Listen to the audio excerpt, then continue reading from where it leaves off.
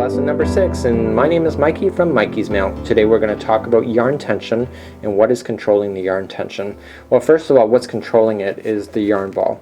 You want to make sure that it's coming out nice and loose, and this one's been well used, so I want to make sure nothing's sitting on it. There's no cat's paws in between me and the yarn hook. So I like to make sure that it comes directly from the yarn at the height that makes sense to me, and so it's not wrapping around a chair or anything. So the yarn tension is controlled, and you can see me just naturally just pulling it up like this, and when I'm doing so, this finger here is providing tension right on the spot. So what I want to do is I want to show you this hand operating. So we also control the tension through this part here. So here and here is where your tension is. So what I want to do is I want to kind of keep this like a violin string. I want to sometimes keep it really tight and other times just let it go. So I want to pull the material through, so my hands just naturally want to open up in the back to provide the material to pull through, just like so. So that was 1. So now I want to tension up again, and 2. And this hand kind of goes down, which gives it more yarn, and this hand over, or this part over here, opened up. So this is number 3. So again, the tension. So I'm just going to demonstrate it with double crochet. So we're going to wrap, and just see how the tension. So I'm not even letting any material move at this point. I want to keep it stiff in there because I don't want it to get too loose on me. Because what's going to happen as soon as I flex up like this, because I am holding the tension and the string is not moving, I can just grab it at this point. And now I am slightly opening up my hand back here to allow the material now to pull through. And I brought down my hand as well in order to allow more material to come through as well. So you just have to really watch my hands at this point. So see, I'm coming down. So then I provided more tension by bringing this finger down. But then when I'm going back to the next one, I've got full tension again.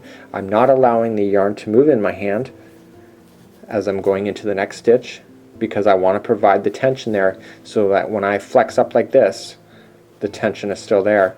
And now I'm just releasing open my hand in the back and allowing the material to slide.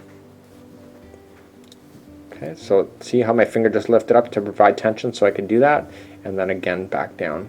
So let's try that again. So I'm going to do it without saying anything because I'm maybe faking some of my stuff. So you can just watch how my hand is actually moving with the fingers, because the fingers are what is controlling the tension. And my pinky is moving back and forth in and out as I'm holding the yarn in my hand. So let's come in that from a different angle. I don't usually like keeping that on.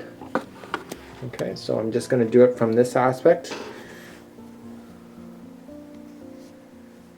Okay, so you can see that my hand is now closed. I'm pulling the material, and now I just kind of opened it. Okay, so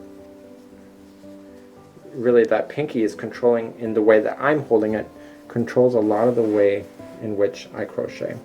And again, if you just screw up at any point, just lift up your finger, push your material back in, and you know, somebody like me that's well seasoned, it just falls in there by itself. And again, you just want to use your hands and provide the tension. But the secret is not to allow anything to interrupt you and that yarn coming between you and the hook.